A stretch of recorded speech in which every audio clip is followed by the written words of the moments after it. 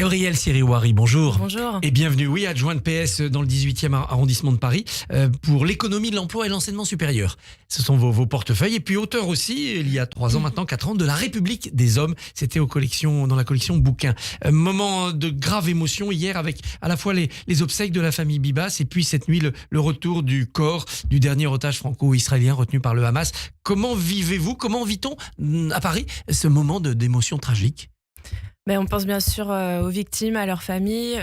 Paris a toujours été évidemment très engagé pour la libération des otages. Et comme vous le savez, hier, donc, une cérémonie très émouvante a eu lieu à l'hôtel de ville qui a été illuminée justement en l'honneur à la mémoire de Chéri Bibas et puis ses enfants.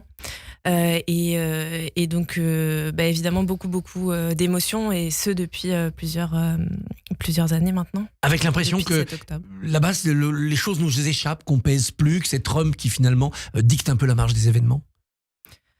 Effectivement, tout s'accélère depuis l'élection de Donald Trump. L'Europe, dans ce contexte, l'Union européenne a un rôle à jouer qu'elle doit revendiquer. On doit effectivement éviter absolument de subir ce qui va se passer au Moyen-Orient et faire entendre la voix de l'Union européenne qui a été une voix et qui est toujours une voix d'équilibre, je crois, et de raison.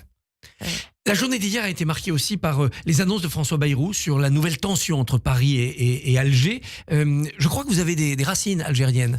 Oui, tout à fait. Donc, est-ce qu'il vous semble, le Premier ministre, dans l'exercice de son bon droit, parce que Alger refuse de reprendre les ressortissants frappés d'OQTF, d'obligation de quitter le territoire français, ou est-ce qu'il est en train de créer une tension artificielle ?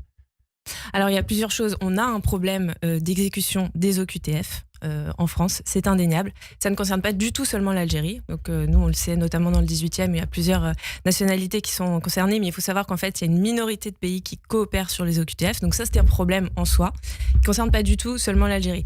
Par ailleurs, pour répondre à votre question, je pense qu'on a un vrai sujet politique, et qu'aujourd'hui, l'Algérie, les relations avec l'Algérie, l'accord de 1968, donc qui régit les relations avec les ressortissants, qui facilite l'arrivée sur le territoire d'un certain nombre d'Algériens, mais du fait de liens historiques très, très puissants avec ce pays, cet accord, en fait, il est remis en cause par tous ceux qui veulent être candidats en 2027. Je ne sais pas si vous avez remarqué. Oui, Gabriel Attal, Édouard Philippe a commencé, etc. Donc on est sur une forme d'obsession, en fait, pour satisfaire une lubie de l'extrême droite. Il faut comprendre ça. Et ça a été bien mis en évidence par la mission au Sénat, qui a auditionné justement un certain nombre d'experts qui n'ont pas mis en évidence la nécessité de revoir cet accord. Et finalement, la conclusion a quand même été celle-là, parce qu'on est sur, et puis on n'a pas cité Bruno Retailleau, évidemment, qui est sur cette ligne. Bien sûr. Donc on est malheureusement dans une situation où des relations diplomatiques qui sont très tendues. On comprend aussi pourquoi. Il y a un problème avec le régime algérien. Je pense à Boualem Sansal, il faut absolument exiger sa libération. Mais on doit absolument avoir une politique diplomatique qui ne dépend pas des échéances électoralistes et des ambitions de certaines personnalités françaises qui veulent faire de l'œil à l'extrême droite. Alors, est-ce qu'en donnant un peu de temps, François Bayrou, en disant on donne 6 semaines à l'Algérie pour renégocier, pour remettre un peu en phase avec l'époque, cet accord de 68, est-ce qu'il n'a pas trouvé un juste milieu ? Non, mais on verra, mais en fait, la méthode forte, elle a déjà été, et c'était bien mis en lumière par Le Monde cette semaine, elle a déjà été tentée en 2021 par Jean Castex, lui qui avait réduit beaucoup la voilure sur les visas qui étaient accordés aux Algériens, dans l'objectif justement d'imposer une forme de coopération. Mais ça n'a pas marché, donc très vite, ils sont revenus en fait sur cette mesure-là. Donc la méthode, si vous voulez, d'une forme de contrainte ou de mettre la pression de cette manière-là, ça n'a pas marché. C'est la raison pour laquelle Jean-Noël Barrot avait dit privilégier la négociation dans un premier temps, qui était, je pense, il fait partie de ce gouvernement. S'il le dit, c'est qu'il pense que c'est la solution la plus efficace. Donc moi, je veux qu'on se préoccupe de l'efficacité des relations diplomatiques avec l'Algérie, où il faut absolument aussi faire baisser la pression. On a intérêt à coopérer aussi en matière économique, énergétique. On a le sujet de la lutte contre le terrorisme, bien sûr, avec l'Algérie. Donc il faut absolument retrouver des relations diplomatiques qui permettent une coopération. Et je m'inquiète du fait que ce soit pas l'efficacité qui soit le critère premier dans ce gouvernement, et que là ils sont en train d'essayer de monter les muscles absolument. De faire un peu d'idéologie. Alors dans ce cadre-là, on a appris que des imams algériens étaient autorisés à venir en France pour la période du Ramadan. C'est pour faciliter la tenue du Ramadan, dit le ministère de l'Intérieur, mais à la droite de la droite, on dit c'est c'est bien la preuve qu'on n'est pas assez ferme. C'est une tradition, il faut la préserver. Sur ce sujet précis des imams, je peux pas forcément vous répondre. Ce que je sais, c'est que les relations avec l'Algérie sont régies par cet accord de 68, donc qui est en fait un régime spécifique qui déroge en fait au droit commun. Donc si vous parlez, moi je suis effectivement en charge des étudiants, ça veut dire que les étudiants, par exemple algériens, quand ils viennent, ils peuvent pas bénéficier des mesures et des visas qui peuvent bénéficier à d'autres nationalités parce qu'ils dépendent de l'accord de 68. Il n'y a pas que des avantages à cet accord 68. C'est ce que je dis, c'est qu'il y a voilà. Et par ailleurs, je crois qu'aujourd'hui le sujet, encore une fois, on n'en a pas parlé, mais les relations sont aussi très tendues depuis la décision d'Emmanuel Macron d'estimer que le Sahara occidental était sous souveraineté marocaine. On a fait une erreur là. C'est ça. C'était en tout cas un revirement.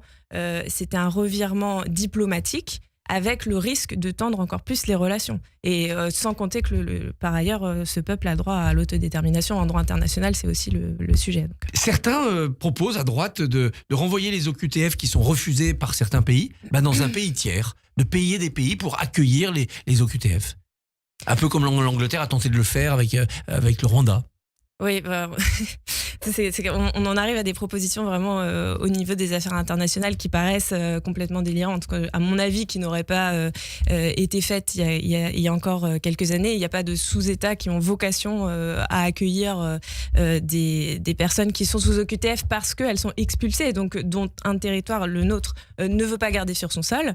Il n'y a pas de sous-pays qui ont vocation à accueillir ces États-là. Il faut trouver absolument, par contre, une solution sur les OQTF qui a un problème en France. On a des personnes sur notre territoire, sous OQTF, donc par ailleurs, qui ne peuvent pas s'intégrer parce qu'ils ont vocation à être expulsés, donc ils ne peuvent pas trouver de logement, ils ne peuvent pas travailler, c'est bien le sujet, ils doivent être expulsés du territoire et ils doivent partir. Mais on est dans une situation du coup intermédiaire où ces personnes restent parce que les OQTF ne sont pas exécutés. Ça, c'est un vrai problème et il va falloir trouver une solution.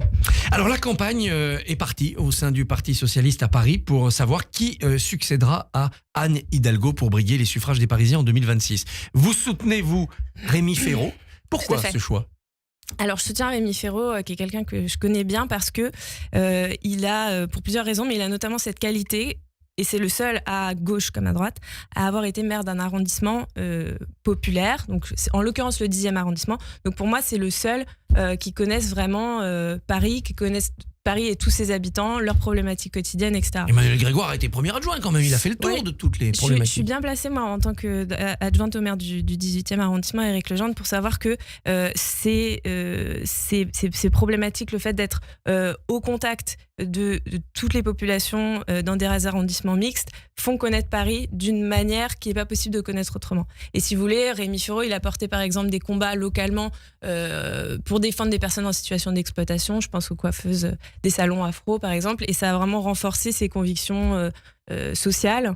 Et il a une pensée, par exemple, ça je peux vous le dire en tant que féministe, vous avez cité mon livre, c'est très important pour moi d'avoir quelqu'un qui puisse se dire abolitionniste sur la prostitution. Donc je prends juste 3 secondes pour expliquer. C'est-à-dire qu'il considère, à partir de sa connaissance de la réalité de la prostitution à Paris, qu'on ne pourra lutter contre les réseaux, on pourra lutter contre la prostitution des mineurs qui est en explosion, qu'en conservant un régime d'interdiction de la prostitution. Et ça, c'est un des seuls hommes politiques que je connaisse qui le disent ouvertement.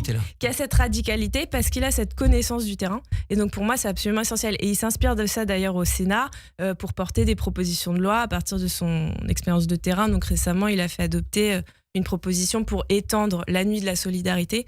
Vous savez, donc cette tradition qu'on a à Paris de repérer les personnes en situation de rue, donc les personnes sans abri, afin de concevoir les meilleures politiques, notamment en matière d'hébergement d'urgence, etc.